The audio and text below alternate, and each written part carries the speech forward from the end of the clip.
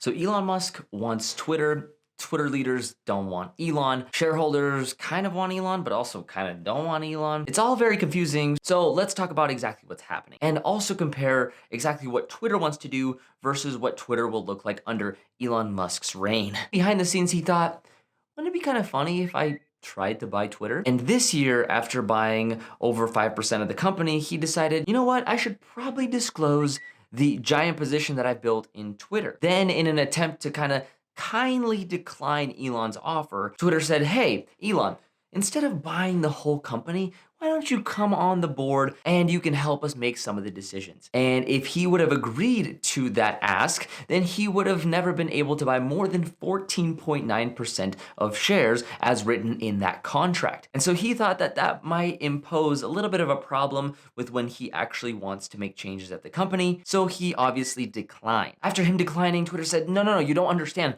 We really don't want you to take over. And meanwhile, the stock was sitting around $30 to $40 per share. Elon said, hey, what if I bought the stock for $54.20 per share? What do you think about that? Meaning he was overvaluing the current state of the company by over $10 per share, which in retrospect would probably be good for most shareholders, unless you bought, during the $60, $70 price ranges. Then Twitter fired back and said, no, you don't understand. We're very serious, and we're willing to do absolutely anything to not allow you to buy Twitter, which is what this whole poison pill thing is all about. And what a poison pill could mean is that Twitter might dilute current shareholders with just more shares that come onto the market, diluting everyone across the board. They could also give out shares for free to all shareholders besides Elon, or just completely discounting all shares by 15% to everyone except for Elon Musk. So after that, the media, of course, blew up on this story and said, oh my gosh, look what's going on with Elon Musk and Twitter. And while all that noise was happening,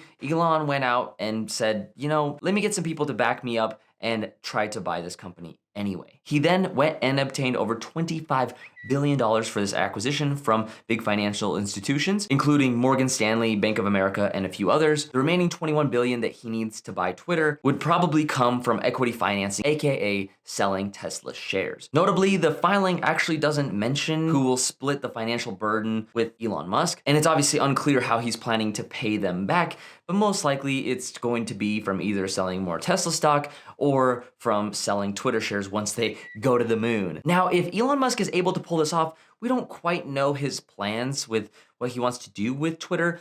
But first and foremost, he definitely wants to ask the community themselves through the Twitter polls feature on what they want to see from Twitter, which we've already kind of seen him do in the past. And honestly, that's not a bad idea whatsoever, since Twitter users are most likely also shareholders. But he also says that he wants free speech on the platform, and he thinks that he could monetize Twitter much better than the current CEO. But before we can see that actually happening, he has to buy it first, right? But what about Twitter? If you're a Twitter shareholder, let me know if you agree with what Twitter wants to do. But the current CEO of Twitter wants to do this. He wants to prioritize Twitter Blue, which is the subscription service that costs like $3 a month, which Elon Musk also wants to make some changes to. So they kind of agree on this somewhat. The CEO also said that he wants to bring Twitter shops onto the platform, kind of like Instagram stores or Facebook stores that you've seen on the marketplace. And their goal is to give brands and companies the ability to add a store on Twitter and also to feature up to 50 different products on these stores. They're also considering a potential entry into the podcast feature